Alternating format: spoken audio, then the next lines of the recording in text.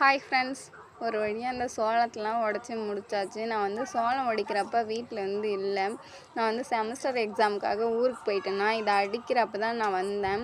அம்மா, அப்பா, அதுக்கப்புறம் சித்தி, அபி இவங்களாம் தான் வந்து உடைச்சாங்க. உடைக்கும்போது ரொம்ப கஷ்டப்பட்டுருப்பாங்க போல். ஏன்னா எல்லாமே ஃபுல்லாக கீழே இருந்துச்சுல்ல, அது எல்லாமே எடுத்து எடுத்து உடைக்கிறதுக்கு ரொம்ப கஷ்டமாக இருந்துச்சுன்னு சொல்லிகிட்டு இருந்தாங்க. நான் வந்து இதை அடிக்கிறதுக்காக தான் வந்தேன்னா, நமக்கு கொஞ்சம் வேலை ஈஸி தான். இந்த கொஞ்சம் அந்த அள்ளி மிஷினில் போட்டால் அந்த சோளம் வந்து தனியாக வருமா, அதை பிடிச்சி நம்ம வந்து வச்சுக்க வேண்டியதான். அந்த வேலைக்கு மட்டும்தான் நான் வந்தேன். நல்ல வேலை நான் தப்பிச்சிட்டேன்.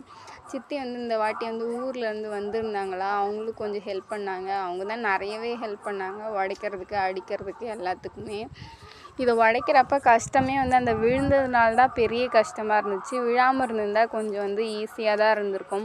இந்த சோளத்தை எப்படிரா நாங்கள் பிரித்து எடுக்க போகிறோம் அப்படின்னு நினச்சி நானே ரொம்ப கவலைப்பட்டுட்டு இருந்தேன். ஒரு வழியாக வேலையெல்லாம் முடிஞ்சிருச்சு. அடித்து காய வச்சு எல்லா வேலையுமே முடிச்சும் விட்டோம். ஆனால் என்ன, இந்த சோளம் மணி தான் வந்து கொஞ்சம் சின்ன சின்னதாக இருந்துச்சு. இந்த ரகம் வந்து இப்படியா, இல்லை தண்ணி பற்றாமல் போனதுனால இப்படி வந்துச்சா அப்படின்றது எங்களுக்கு வந்து தெரில. ஒரு வழியாக காய வச்சு ஏற்றியாச்சு ஃப்ரெண்ட்ஸ். இந்த சோளத்தை உடைக்கிறதுக்கு தான் ரொம்ப கஷ்டப்பட்டாச்சு. Okay friends, tata.